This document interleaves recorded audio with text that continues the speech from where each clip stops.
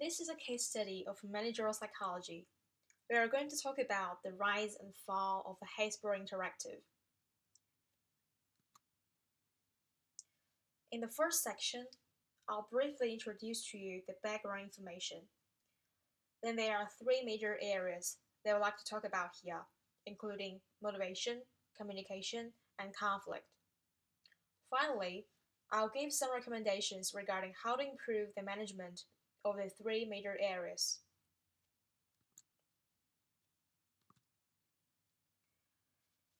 Hasbro is a large American toy and game company that was founded in 1923 by the Hasenfeld brothers. Some of the most well-known toys line include Mr. Potato Head, G.I. Joe, Monopoly, Candyland, Play-Doh, and so on. In 1995, Hasbro Interactive was created, focusing on transforming traditional game from Hasbro headquarters into interactive game. Tom Dusenberry was appointed as the general manager of the division. He reported directly to the senior managers of Hasbro, which gave Hasbro Interactive significant independence with other divisions. Since then, Hasbro Interactive managed to break even at an early stage. In 1997 alone, the revenue surged by $51 million to historically $81 million, with Frogger and Tonka Search and Rescue ranked among the top 10 of the industry. From 1998 onwards, the management started to be more aggressive in setting revenue target, aiming to achieve further organic growth. At that time, Mr. Dusenberry hired outsider Herb Baum to enhance the company's management skills. In early 1999, encouraged by Wall Street financier to increase investment, and Hasbro's major rival Mattel's announcing acquisitions plan, Hasbro Interactive decided to target it at $1 billion in revenue, which, if came true, will make it one of the largest and most important divisions of Hasbro. While without a multi-year plan in place, Hasbro suffered a great budget deficit due to a series of acquisitions and licensing deals. Meanwhile, Mr. Dusenberry reported higher than average product returns, and the fact that promotion with Burger King contradicting with Hasbro's collaboration with McDonald's also dampened the confidence of some senior managers within the division. Later on, faced with the tightened control from Hasbro, Mr. Baum hired Jackie Daya as the new CFO to improve the financial system.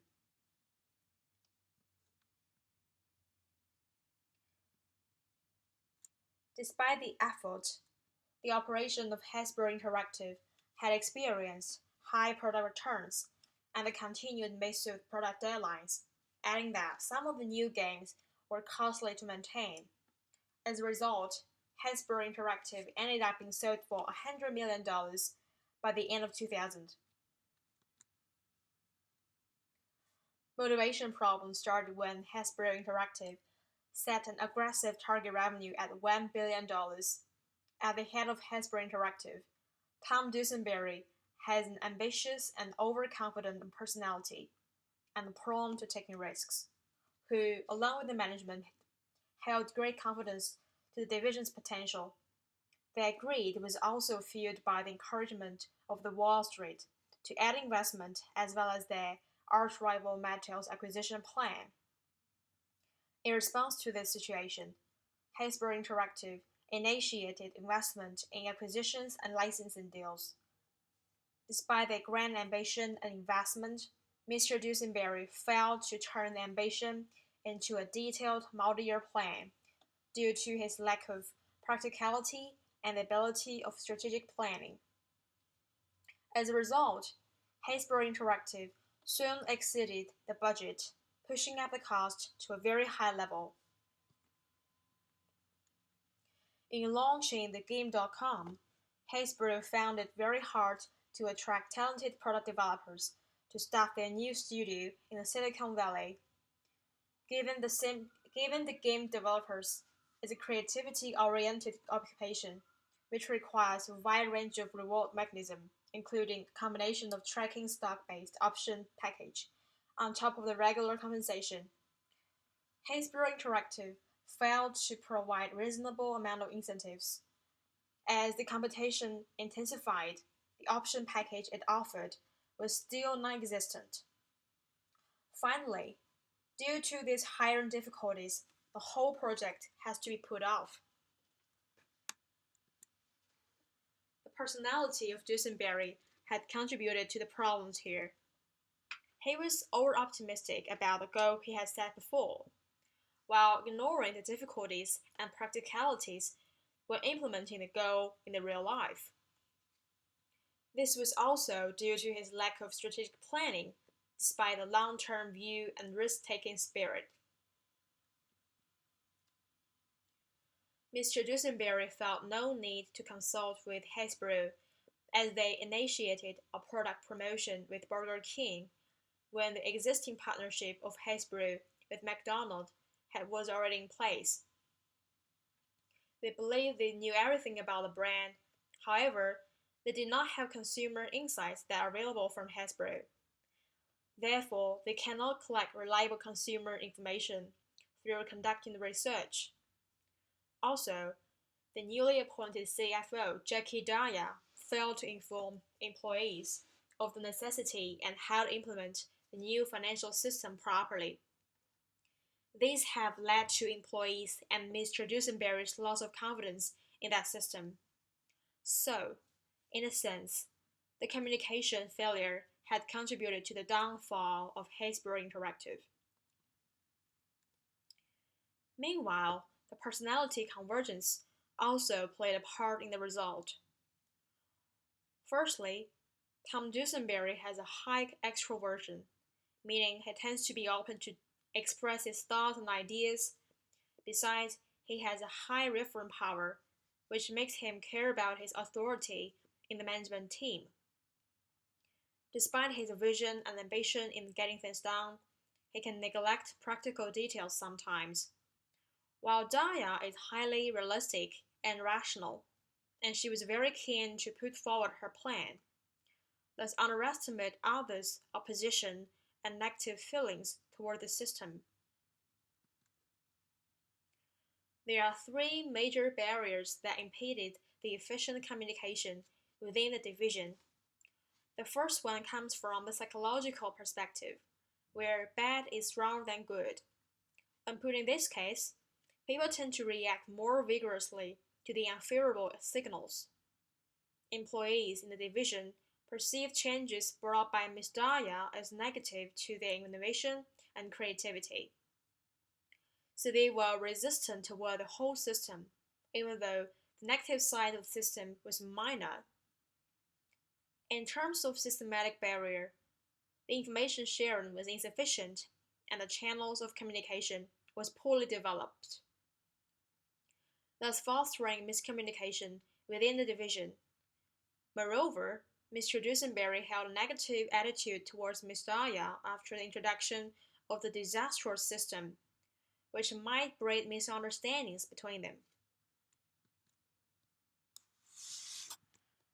Along with the joining of outsiders, there were significant conflicts around the incident. Dusenberry and Baum are similar in that they are highly ambitious and not afraid of taking risks, and they both showed a great focus on collectivity and authority maintaining. While Ms. Daya held a strong will in pushing forward the system and had an individualistic tendency when facing spreading criticisms toward her actions. On the contrary, the reforms that she had put forward was not welcomed, and the employees perceived this could dampen innovation and creativity. Mr. Dusenberry claimed that Daya was dividing the company and damaging the trust for the management team. However, Daya didn't react negatively to the criticism and attribute those opinions to their short-sightedness.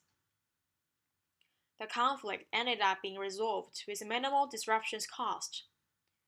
The business directions were clarified. Therefore, we can conclude that the conflict was more of a functional conflict regarding different opinions, which might have positive impacts on the company's development.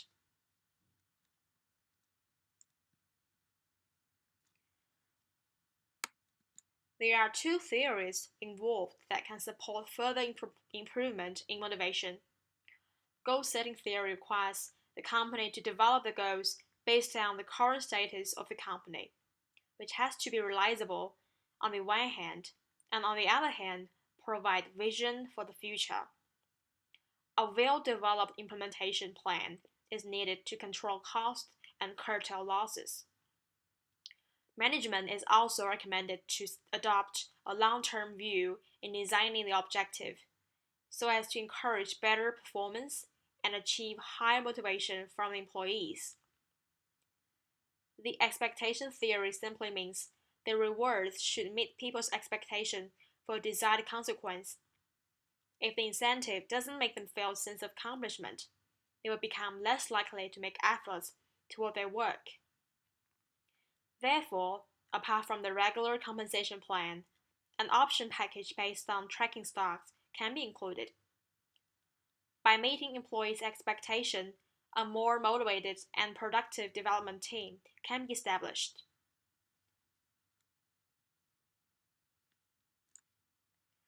With regard to communication failure, we propose to foster communication with Hasbro and facilitate efficient intra-firm information exchange in order to make sure the actions are in line with the requirement and long-term interests of the company as a whole. Build more effective communication channels through which the management is able to understand the employees' views on the company's major decisions. This also allows employees to get a better idea of the company's decision-making process. In addition, given the personality differences are likely to influence the effectiveness of the communication, the company can offer training to employees on some of the key listening and communication skills, as well as personality or even cultural awareness training. This will benefit employees in interpersonal communication and good relationship building. Also, to avoid miscommunication, the senior management has to improve the transparency of their decision making by increasing participation of employees and managers at all levels in order to grow more trust within the organization.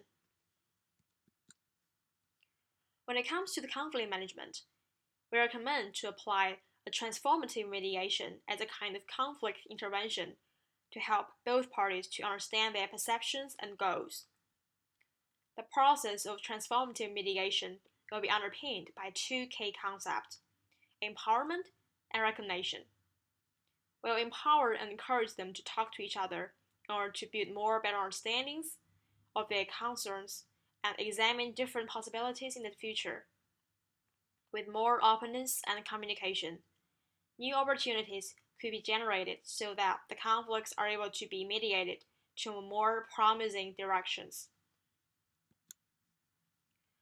In terms of mechanism structuring, the management is recommended to make financial literacy part of the selection criteria in appointing key managerial roles, as well as the rest of employees in order to build financial awareness within the company. Examine the functioning of financial reporting system to ensure it fit the business.